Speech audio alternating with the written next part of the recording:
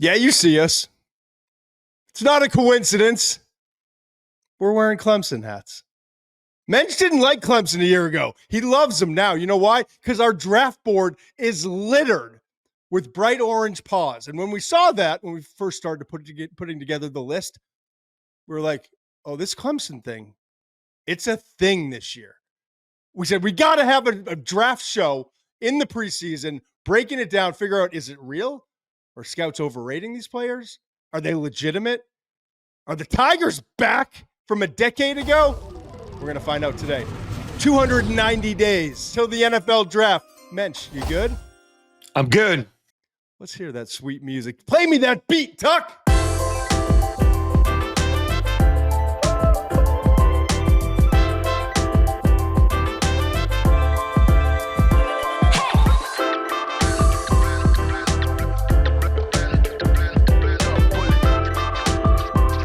Look around me, Muench. The only thing By the way, I've always loved Clemson fans. I just thought they deserved better last year. I think they've deserved better recently, to be honest with you. It's a nice I've always been on your side. It's a nice tiptoe out of it. I covered up everything but that. Let me see, except the spider helmet. I can't do that. How many are there? I mean, I get more. So the game is big fans of what we're doing. And I'm a big fan of the game because growing up, like, it was the hat. Well, they've had a resurgence, okay? And Mike and Gabe from the game sent us some hats, okay? And, I mean, I've got, it was a box full. You see them all around. I love the one I'm wearing.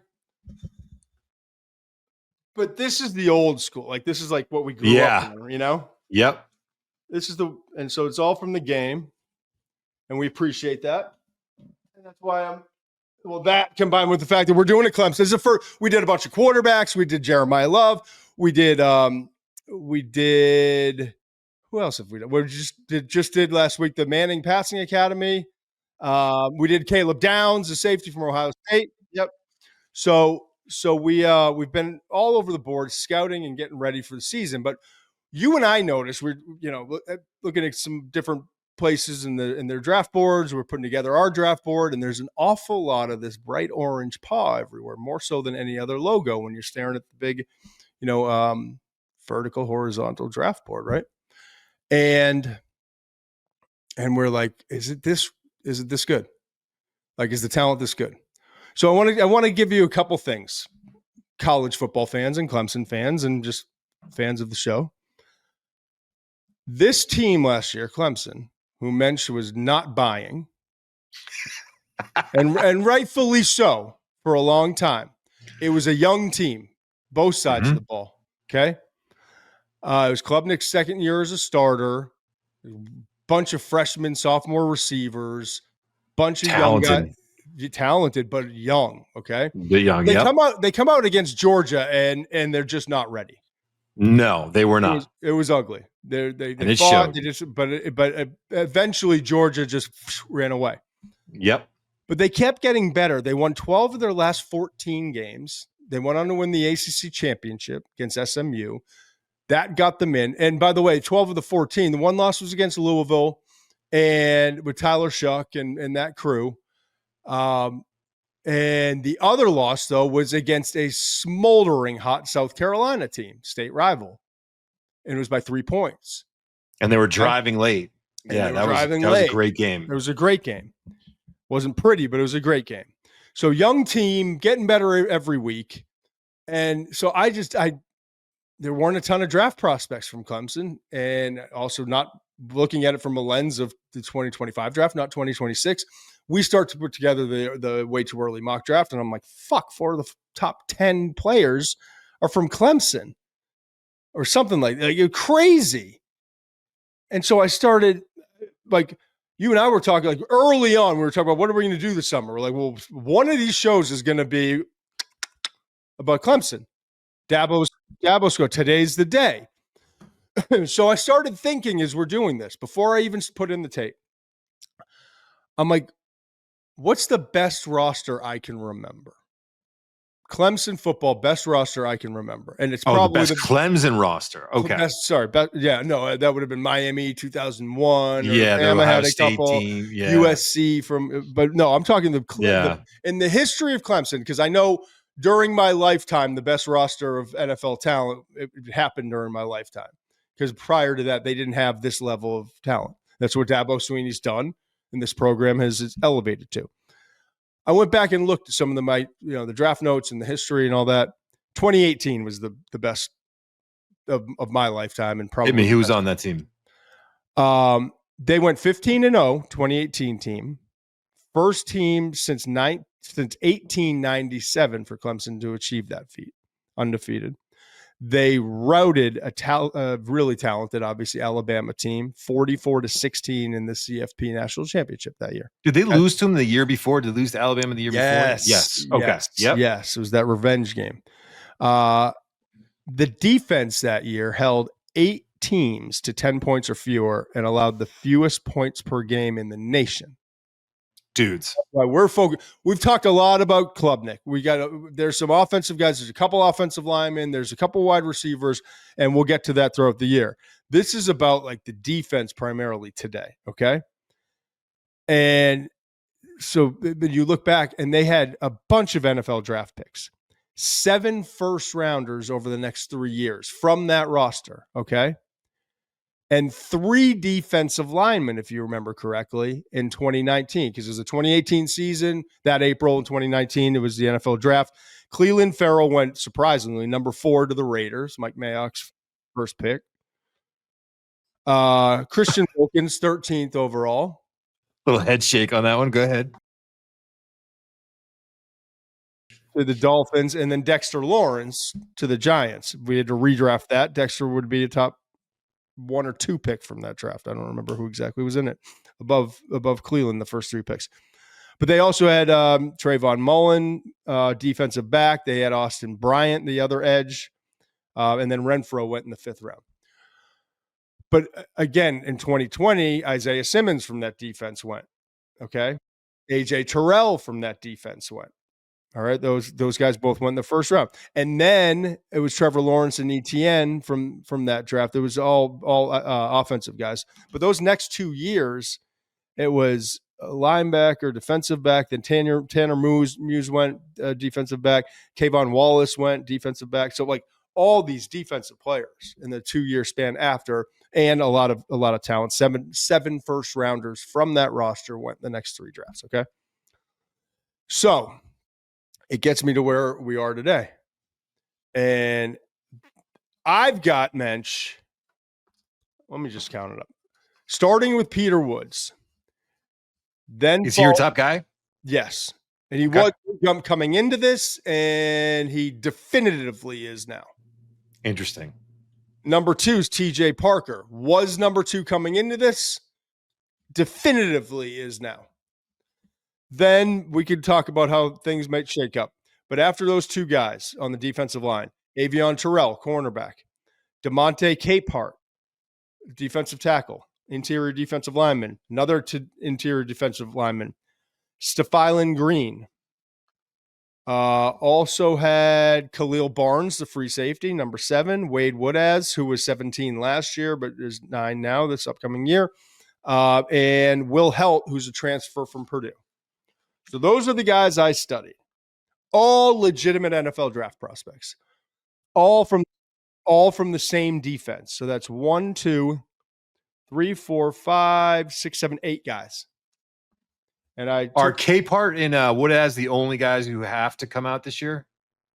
I think the rest of them can return. It's still a young defense. It's still a young group. I don't think you're wrong. I think that's right, but keep in mind a lot of these guys are young. Yeah. So here we are. And we decided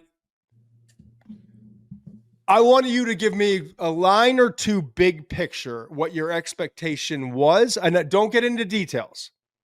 Give me a quick summary. If you had to quickly walk into the GM's office and the GM's like, hey, are they as talented on the defensive side as all the reports we're getting in from these different places before you watched your tape? Now that you've watched your tape on this unit, are they as good? Are they better or are they a little overhyped? Let's start with that.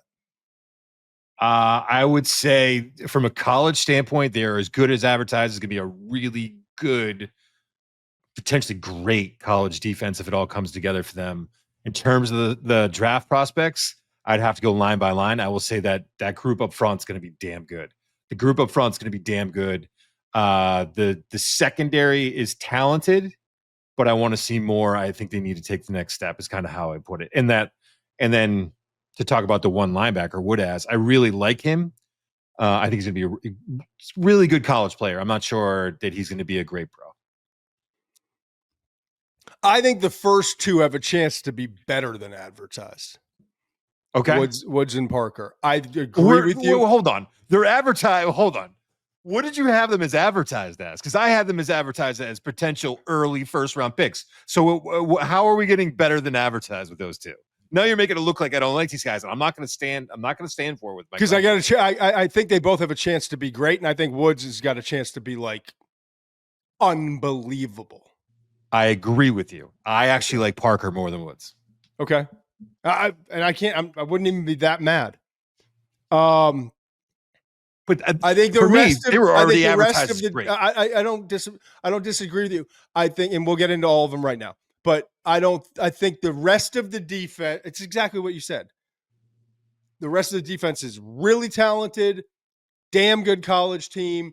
Maybe, and I don't even want to say overrated because I don't think people are like, oh, this guy should be a first round or a second round. But in talking to people, it was more like, a few more day 2 guys and early day 3s. I think there's a big gap between the top 2 or 3 and the rest of the group. But like to have all of these guys now coming back for another year or transferring in with the experience they have on one defense, and not to mention the offensive line that's going to be better. The wide receivers are better. We talked about it in the Manning Passing Academy review. Klubnik's going to be better. Could be better at running back. They are. Yeah, this is a team that's. This is definitely the best roster that Dabo has had since 2018. 2018. And that now, like, we're getting older. That's 7 years ago. And he's doing it. And I had conversations at the Manning Passing Academy with some people, right? Some of us old dogs are like, didn't know if he could do it. But good on him. He's doing it his way. Yeah. Because there are a lot of people, more than there are supporters, more people out there are like Clemson's done. Dabo's done. Not adjusting to the times, not adapting. Can't win like that. The game has changed. Saban swimming upstream. Saban said goodbye. Urban's all set. Harbaugh's to the NFL. Guys are like fleeing from this madness and nonsense. He's swimming way upstream again. When I live on the by the ocean, I see like the tide when the tide comes roaring in versus that trickle. He's like, and all of a sudden he got out in the clear, calm water, and he's like, "Told you I could get here. Yeah, here I am." All right, Peter Woods, what'd you think? Versatile player, plays outside and inside for them. I think he's an elite run defender already. I think that he is. There's anything you want him to do against the run, he can do. He can set the edge. He's tough in the middle. I think he is just scratching the surface in terms of pass rush, but has the potential to be really good there. I gave him a 2 in pass rush. I gave him a 1 in run defense. So if you're looking at our skill sets. So I think he's already an elite run defender. I think he's not yet there as a pass rusher, and I think that's what separates him and Parker, is that I think Parker's better at getting into the quarterback, and that's why I have Parker slightly ahead. The thing I liked about Woods, a lot of things. He legitimately can play all along the line. Yes, in certain roles. Listen, he is not going to ever be a terror coming off the edge rushing the passer. He does not have that closing speed. He's athletic, but he's athletic enough to play out there. Right. Occasionally he can do it. I want to see him play inside more. That's where he's going to make his living. That's where he's going to be great. I don't disagree. He can do it. But like, what are we saying there? Like, I want him to be inside. I want him to wreak havoc, and I want him to really hone that craft and get great at that. I don't disagree. I'm just saying it's interesting seeing a 315 pounder, 6'3", who can be a terror as a 1 technique and a 3 technique and a 5 technique.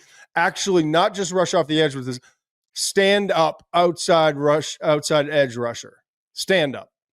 Mm-hmm. Don't see that often, and doing it effectively. And yeah, not refined yet and all that stuff, but like flashes though. Damn flashes good with the hands. Body lean, rip, slap. Flashes with those hands. Yep. And his feet are as quick as his hand. He's not long speed. Obviously, he's 315. But I promise you, when I put on the tape of Parker after, even though I watched the same defense, I watched them individually. Same here.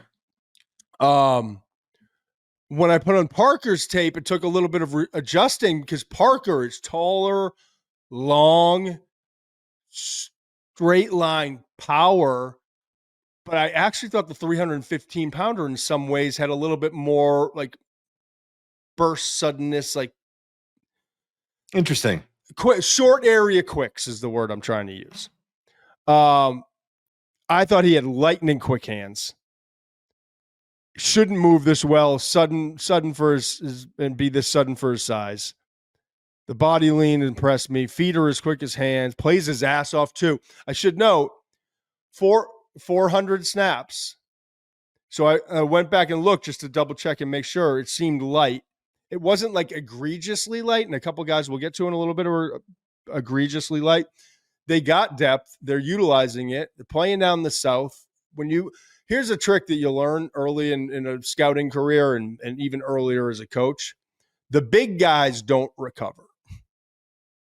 So as they're younger and they're building up their stamina and all of that, and it's not a matter like his effort's awesome. He plays his tail off. They're protecting him from himself so that it's kind of like Conor does with me in this show. Sometimes maybe take a little bit of time off. Maybe take July off and calm down, big fella. For them, it's like if we let him go play 25, 30 snaps in the first half or first 2.5 quarters, he might not get us what we need late in the game. And so he had 400 snaps.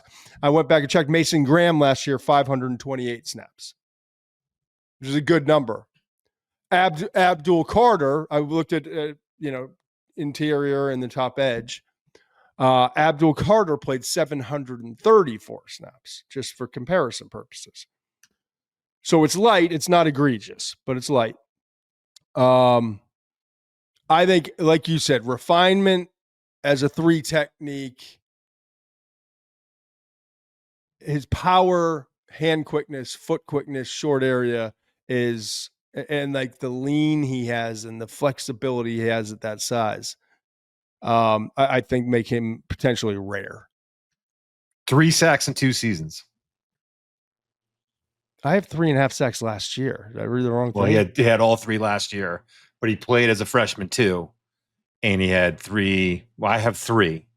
So we'll say 3.5 if you want. Okay. Which isn't terrible for an interior defensive line, but it's not lighting the world on fire either. Again, the tape's better than the production. I get all of what you're saying. Well, he's probably not going to get home as a pass rusher when he's utilized as a stand-up outside rusher. He's probably not going to get home. He affected the quarterback a ton. That's a long way for 315 pounds to go as a stand-up outside backer, essentially, or an edge, stand-up edge. Yeah, that's what I wrote my notes. There is another gear for him as a pass rusher, or another level. He just hasn't reached it yet. He will. I firmly believe that. And I won't surprise me if 6 months from now I'm sitting up here and be like, yeah, Woods did what I thought he might do, which is, move past every other defensive lineman in this draft because he's reached that other level. I just don't see it quite yet. I don't think he's quite there yet. Okay. Whereas can we transition to Parker here? Please take it yourself. So listen, I'm not comparing him to either one of these 2 players who are, one was just an early first round draft pick and the other one is a stud in Jared Verse, but TJ Parker's more Jared Verse than Abdul Carter, right? He is more power. Everything about him is power. Throwing the Florida State game, who runs right through the face of an offensive guard. throwing the Virginia Tech game, he runs right through the face of a Virginia Tech offensive tackle. I get the same place. He is a power rusher. And I'm not talking about, he got the offensive lineman off balance, or the offensive lineman got his feet hooked up or crossed over, whatever. He ran right through those dudes. See you later, no problem. And he gets to the top of his rush. He does a good job of shooting his hands, getting to the top of his rush, and then having the power and length to get off the block at the top of the rush. He does not bend as well as some other guys. He doesn't have that elite bend. I don't think he closes as well as some other guys, but because of that power, he can get after the quarterback, and I love that about his game. And power translates to the NFL, as we've learned the hard way and over time. He looks every bit of the 265 he's listed at. I mean, he looks like a NFL-ready defensive lineman. And he played in first round number of snaps for a guy who's your guy. 640 snaps, okay? 6'3", 265. Did you say long arms? Did you just say that? I was looking at the number. Yeah, long. He looks like long arms for a 6'3" frame. 19 and a half tackles for loss, 11 sacks, 6th on the team with 57 tackles, which says a lot from an edge. The speed to powers to me, and just the power and the length and the locking out. But I put in my notes, it's interesting. Like, there was one play against the Georgia right tackle. You mentioned the play, Florida State right guard. Yeah, so he's inside outside too, by the way. He's one of those guys you're going to kick in, I think, a fair amount. I wrote that here. He flashes as a 3 technique on some obvious passing downs, and those flashes were intriguing to me, is what I wrote. Yeah, he's an inside guy in the NASCAR package. He's not going to play there. I'm just saying some flashes, and like it was. Yeah, it was interesting because of what he did on the interior. Sometimes, like really, and normally the edge guys come in the interior and they cause fits with some of the quickness and the change of direction. He was just like and plowing, but then Virginia, the left tackle, there was a play, 3 of them, and I'm watching games like Georgia, FSU, Virginia. And when I said Virginia Tech, it was Virginia, yeah. Yeah. And then let me just say this. I bet you, here we are in July, I bet you there's still a night or two every month where number 77 from Pitt wakes up in a cold fucking sweat, thinking about number 3 coming off the edge. That was a nightmare game.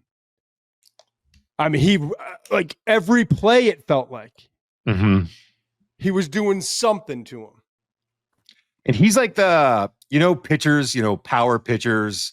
They don't get guys to buckle their knees with that great off-speed stuff. Parker doesn't have a lot of off-speed. He's not going to get you to buckle, but he will sneak that. He doesn't have that great change of direction, but he will sneak in that, that 2-seamer that moves a little bit on you. And he does that with offensive tackles where he can just sneak inside a little bit. He gets guys to come out outside. Or his push-pull. Right. He has his go-to, and it's damn power. Good. It's power. It's damn good. And then every once in a while, you're getting 4-seam, and all of a sudden you get this little 2-seamer that you haven't seen yet. And that's where he sneaks in. As a former offensive tackle, I'm not super fast. I'm not super twitchy. But you've watched the previous tapes. You watched me, just barrel over the right tackle for Georgia, the right guard for Florida State, the whole thing against Pitt, and then the Virginia left tackle. You've from every angle, you've beaten a guy inside, right side, left side. You have plowed a guy. What are you going to do preparing to come into this game if I'm that power rusher versus me? Well, there's 2 things. One is the jump set, I think, is effective in that situation because you don't want that guy to build any kind of momentum. So when you see him in a Y9, you're like, oh, shit. Because now he's got a runway to run into you. But if you're seeing him in a closer alignment, you're thinking, I'm going to jump set, which is to be aggressive, almost like a play action set, because you don't want him to build any momentum. The concern there is he's long and athletic enough to slip you if he sees that coming. So that's an issue for you. The other thing you can do is you can try and pull the rug out from under him if you see him start to lean with too much forward lean, which is you kind of pull your hands back and try to knock him down. He got caught like that a couple of times. But the reality is, again, what I'm saying is he has that go-to, but because of his ability to mix it up a little bit, you're in trouble, man. You're sinking in, though. You're not worried about him getting around you. No, but you've got to be talented. You got to have a certain level of talent to match up with that kid. I'm telling you, like, I get it. You don't need to kick out wide like with some of these other guys. You can really sink your hips and dig in, but there's things he can do to counter that too. But that's my point. Like the number one thought is he's not going to beat me with power. So I gotta sink in, and I gotta be ready for a train coming at me. Right. And then so when he goes to do that, and then he does the push pull, you're expecting this force. And now you're in the face, right? Like, right. So I love that move for him, especially for everyone. Occasionally mix them all in, but for him, when you win with power that many times, someone was smart to coach. This is going to be a really valuable move for you because everyone's kind of, I'm getting ready, and then all of a sudden they're like this, and you go, it's pretty cool to watch. I also like that he was gap responsible. He handled his assignments. He knew when he had to chip someone releasing. He set a hard edge. I thought he was like active and did a good job locating the ball, but understood what he had to do for what his responsibilities were, which isn't always the case. He handles tight ends for the most part. The Georgia game, I think one tight end got him, but they have like 50 tight ends. I can't remember which one it was for Georgia. But for the most part, he handles tight ends like you want a power edge to handle tight ends, which is thanks for coming out. This is going to be quick work. This is light work for me.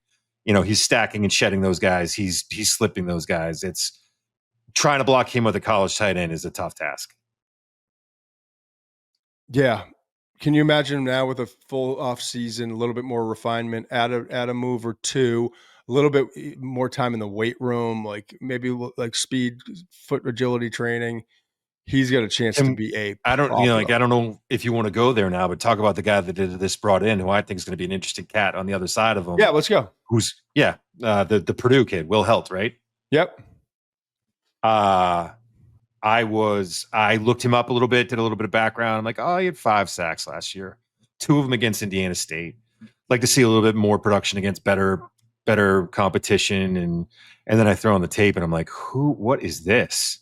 He is 6'6". He looks every bit of 6'6". He covers ground way better than I thought he would. He was one of the weirder evaluations. It doesn't make your brain is trying to wrap around, like trying to figure out what's happening on tape, because he's actually quick and he covers ground. He doesn't change directions as well. That happens with tall guys. He's a Titanic changing directions. But on a straight line, there's some juice. All right, I'm trying to pump up Clemson fans. And I know, but we're also going to be honest. Like, he's not great versus the run. He gets sucked inside too much. He gets whacked down. He plays too high because he's 6'6", which happens. But then when you go to change direction because you've lost discipline, like there's some stuff that's got to be worked out in his game. Absolutely, he's got to play with better leverage. He's got to be more like they're not going to put up with that shit at Clemson. No. You got a superstar in Parker, and I just told you all the discipline and the gap assignments and all the things that he does. Like, there's going to have to be a mindset shift, and he's got to play with a lot more attention to detail. And I think he's still kind of working through his hands and all those sorts of things.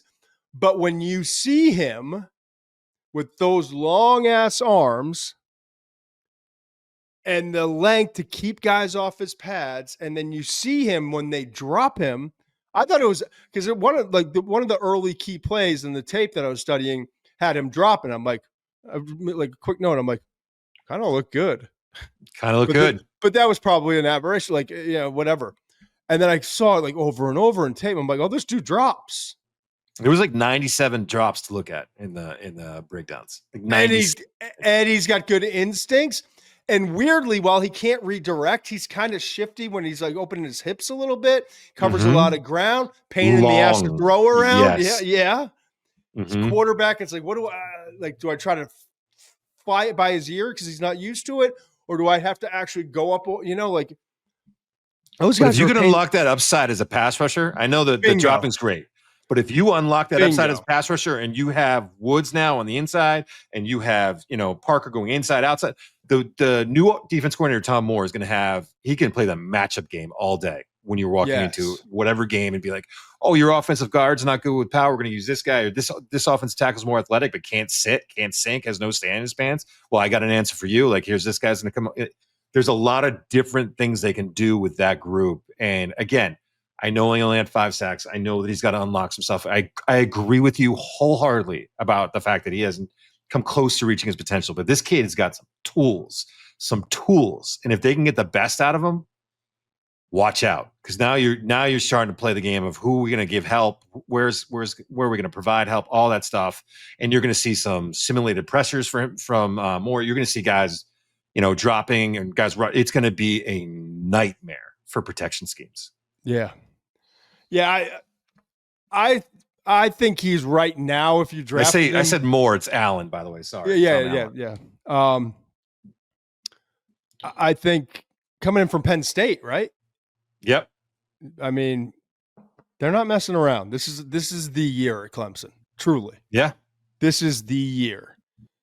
And in their minds, they've waited entirely too long for, so like there's no patience here. He played, going through the snaps only with the defensive lineman, just because I think it's actually important. Played 726 snaps last year.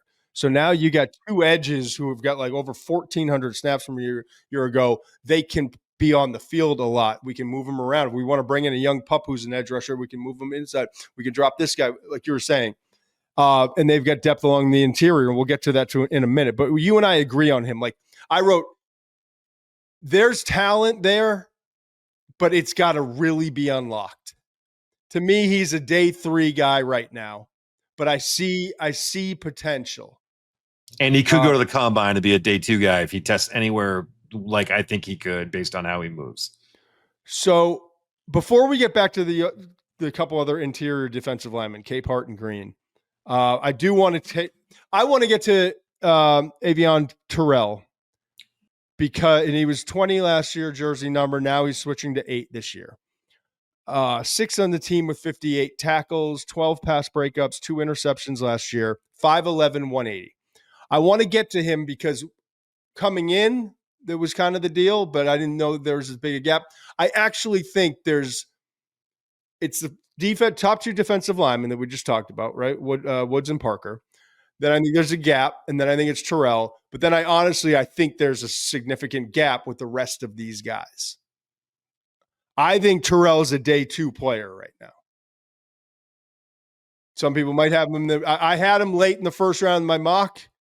Probably wouldn't put him in there right now after I got through the whole class. But he wouldn't. But like I'd have him in the second round if I did a 2-round mock. I gave him a 3rd round grade. That's fine. But I'm saying like, so let's get into him because I want it to be clear. If you're a Clemson fan and you're taking the time to watch the show, I want it to be clear. Like you got 2 absolute dogs and they're up front. You got a damn good corner. And we're talking about those 3 guys to me are first, second day players. The first 2. Right. We're talking top 100 players. Top 100 players. The first 2 being maybe if they elevate top 10 players. Right. Which is wild. That's 2018 shit for Clemson, right? Right. But Terrell, like, I like him a lot, but I see the flaws. Okay. Yes. Really good in off coverage, I thought. Like when breaking in front of him, can explode out of his pedal. Really can. Good body control around the ball for the most part. I really liked him driving on the ball. I think he's athletically like quick and sudden and all of those things. Really good. I think he's got easy speed. And I preach it a lot. As a receiver and a corner, there's a difference between, he's 4.3, but that he's an easy 4.3 or a 4.4, whatever it is. Easy speed's critical because when the ball is in the air and you got to, if you're recovering, if you're a corner, it allows you, instead of like to be going this fast and under control at the same time and your eyes not bouncing and there's a difference. And he's got easy speed, in my opinion. I actually, weirdly enough, because he's undersized, not like vastly, but he's light. He's light. He's 180. He's light. He's got a little stick to him, a little pop. I actually think he's in a day and age of nobody's tackling well. It's kind of a good form tackler. The problem is he gets there and wraps up, and sometimes he's got to hold on for the cavalry to come charging in because he can't finish him off. I struggled with we do a run defense grade for defensive backs. I struggled with that because I saw that, and then there was other times, and I thought this was true of a lot of his tape. It was a little up and down. I saw what you're seeing. I mean, the tackle numbers are good, and he will come up and pop guys. He will come up and square up. When he's the force defender and he has contained, he does a good job with that. And then there's other times where I don't think he takes a good angle or he'll fall off the tackle. And I'm like, and he missed a few too many for me. I didn't think he was an above average tackler. He missed a few too many for me. I thought he had good. Yeah. Yes. I thought he had good form. And I think he shows some like pop at times when he gets you right. But it was too inconsistent. He plays with a lot of emotion, man. He likes to chirp. You could see him chirping. I like out of my corner. Yeah, I kind of like too. I just think he's still working on some of his technique. The thing that jumped out to me, he got in trouble a handful of times when he got flat-footed at the top of his pedal. When he knows it, and trusts it, he gets in and out of that pedal and he's shot out of like a missile, right? But there were times where there was indecision at the top of his pedal because the receiver hadn't yet declared at the top of his brake, declared his brake angle, if you will, at the top of his stem. And so a couple times he got beat when that happened. And then there were a couple of times when a receiver was working inside and it would maybe scramble rules or something like that, cutting back to the outside or back here. And like he lost his footing on one time. He didn't recover he just, as smooth and easy moving as he is, if there's a sharp direction change, he kind of has to gather a little bit, which is, I don't know. There was a lot to double moves give him some problems. Yeah. Yeah. And go ahead. My biggest concern, and he had 7, I think he was flagged 7 times last year. And I think 3 of them were in the Texas game. I think that I think he gets away with some stuff. On one hand, you love how competitive he is. I think he's very competitive in press. He's one of those guys who, quote unquote, plays bigger than their size. I think he's tough. He's strong. He's physical. I think he's really good in press.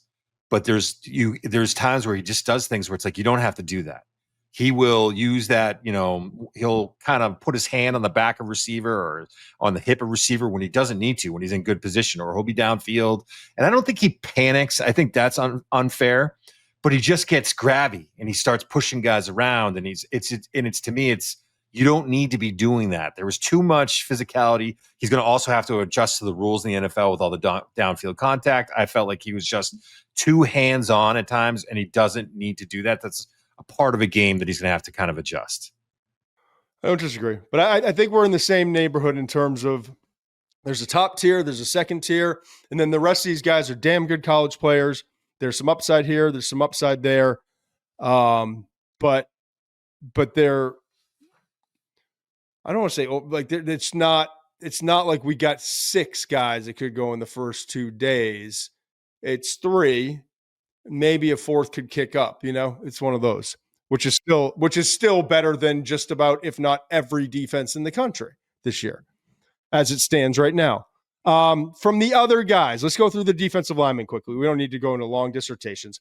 I liked 19. I liked DeMonte Capehart. I liked him. He grew on me. Me too. At first, I was like, what are we doing here? He's a one-trick pony, I felt at first, and then he grew on me. Go ahead. I like him as a nose, either as a 0 or a 1, an even or an odd front. Odd or even, I should say. 0 being like face up of the center in the 3-man front, or shaded to the one technique in between the center and the guard. Strong hands. I thought what he did best was he controlled blockers. And honestly, I don't know if you picked up on this. I think he's got really uniquely fast eyes locating the football. I always like whenever someone calls a defensive tackle instinctive, I'm like, okay, how instinctive do you have to be when someone runs right at you? And then you see it. When you see a guy like Capehart, you're like, that's instinctive. It. He's an instinctive guy. He has really a good feel for where blockers are coming from. And like you said about controlling blockers, he's really good two-gapping. He's a little light to be handling double teams. His leverage is awesome. But if you put him right on a center, you line him right over that center, or he only has to take on a guard. He doesn't get doubled. He's going to lock that dude out. He's going to locate the ball, and he's going to get off the block. And what else do you want from a guy who's playing on the inside? He's really good at that.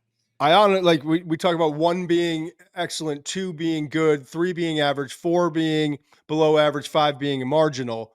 I mean, just to sum him up, I think this dude's a 1 run defender. Yeah. I think he's I gave him a 2, but I hear you.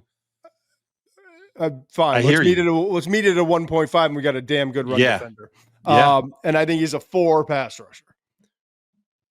Right. The other thing about Purely him to keep in mind, he's a 6th-year player for a reason. He's an older guy. He just got cleared to come back he's had some like injury issues, a little bit banged up, hasn't really played a huge role. I think he's only had 2 sacks over the course of his career. So these are the things that are probably going to drive him down the board. 48 snaps last year. Yeah, these are things that are going to drive him down the board. But when you're looking later in the draft and you're saying, is there a guy out here who can come in and help us? This is a dude you want to keep an eye on. Yeah, I view him as like 5th round run defender, going to be in the rotation. He can help us. Yeah. Stephylan Green. More of a 3-5 technique guy. Also plays some 1 technique for Clemson. Used in like a lot of games. I thought he played high. Gets pushed around a lot. I also thought he had fast eyes, though. Last year was his first real action too. Remember that he's a pup. He's still a younger dude. I think he is just turned 20. He was 19 last year. Yeah. So he's young, and I agree with you. There's some things that he's got to do a little bit more. We'll see what happens when he plays a bigger role. Yeah, as a pass rusher, there were a couple times where it really flashed like obvious passing downs with a runway to the guard where he could build and he knew he was pass rushing. Then you could see that speed to power and he could drive guys back. But he's a straight line power base guy. He's got to expand his game, right? Like you now have that. Now let's branch off and start working on counters, secondaries. Yep. And also I felt like, to be honest with you, I thought his motor was a little hot and cold. Yep. I thought there was times he chased and there was other times where it was like, I'm kind of, Yeah, I wrote clearly use him in a rotation for a reason. 309 A lot of young players snaps. are like that. Yeah. They don't realize what it takes to really grind every snap, Yep. Enough to be excited about, though, him going forward. I wrote he's a developing pass rusher with intriguing upside. He's not there yet, but could get there. And then I thought he's also a guy who was pretty good at locating the ball and getting off blocks. He was a guy that needs to be a little more consistent with it. But he was able to get off some blocks violently. He was also able to play off some low blocks, and he moves well. He's 290 and he moves well. It'll be interesting to see if he can take the next step. Yeah, he needs to, but I think there's enough in there where he can. I'll give you 30 seconds on Khalil Barnes. You give me 30 seconds, and then we'll move on to Woodaz. Okay. And do the same, because it's July. 6 foot, 195. Wears number 7 jersey, 61 tackles last year. He's 5th on the team, 4 interceptions. I think he's best kind of closer to the line of scrimmage in that nickel role, maybe. Instinctive, tough versus the run, good feel for like fighting off blocks, staying involved, staying active, good angles. And I thought he did a nice job with leverage, plays with balance, stays on his feet, all those things. Had some big breakdowns in coverage. I think this year, hopefully some development, not like egregious shit, but like, was I supposed to, or you supposed, like couple where I want to see, like, was that early in the season? Like, both of them were versus Georgia, I should say. 2 big breakdowns against Georgia. Physical in coverage, holds up in contesteds. But to me, he's a guy like the more space in certain one-on-ones, there's some limitations. But again, like a really damn good college safety.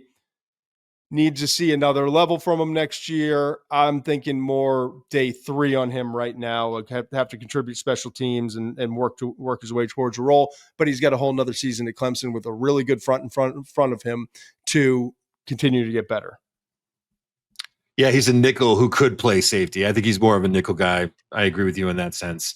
7 picks over the last 2 years. So Yep. his first 2 seasons, he's had 7 picks. I love the way he's one of those guys that just the ball seems to find him and he locates it and he's just got a feel for reading the quarterback and all that stuff.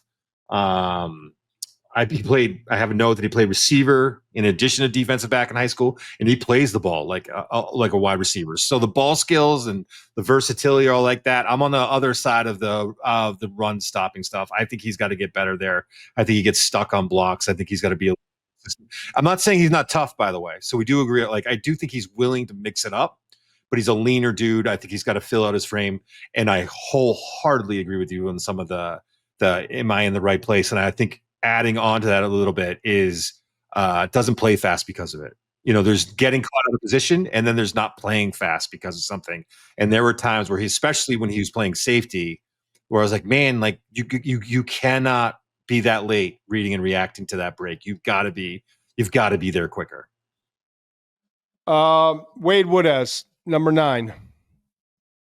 He was 17 last year, 6'3", 235, led the team with 83 tackles.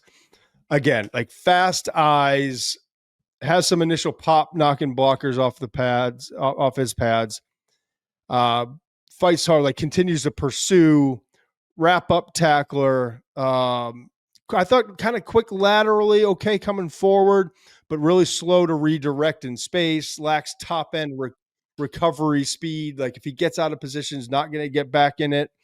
Not a lot of knockback power, like wrap up, but he's not in a lot, like, Yeah, I mean, he's listed at 235, which is decent size for linebacker, but he's also 6'3", and you can see it on tape. He's got a real lean lower body. So I want to see if he's a little more filled out, a little bit more powerful, a little stronger at the point.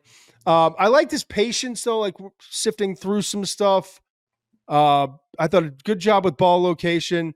I just like the traits in coverage, and I think he's going to have to be like protected in certain matchups and how much area he's relied upon. But again, like he's a great college football player, and I think day 3, like I had read like maybe day 2, maybe top linebacker. Like I don't see that level, but I think he's like a pretty awesome college linebacker who could find a niche in the NFL, special teams, back up, and continue to develop. And I want to see this year, like, is he playing faster? Did he get more physical? Did he get physically stronger? There's some upside there. But yeah, at the very least, if you're a Clemson fan, like I got a dog, I got a guy who's been through the wars and is ready to lay it all out there for me. Yep, there's not much I would disagree with you on all of that. I would say the one thing that was interesting to me was I kept watching him. I was like, he doesn't quite trigger like he has elite instincts. And to me, what I came down to was that he's disciplined, he reads his keys, and he's tall, so he can track the ball well. So he may not be right out of the gate, but he's almost never out of position, and he's usually quick enough between those 3 things. He's usually quick enough to get there before blockers are able to square up on him.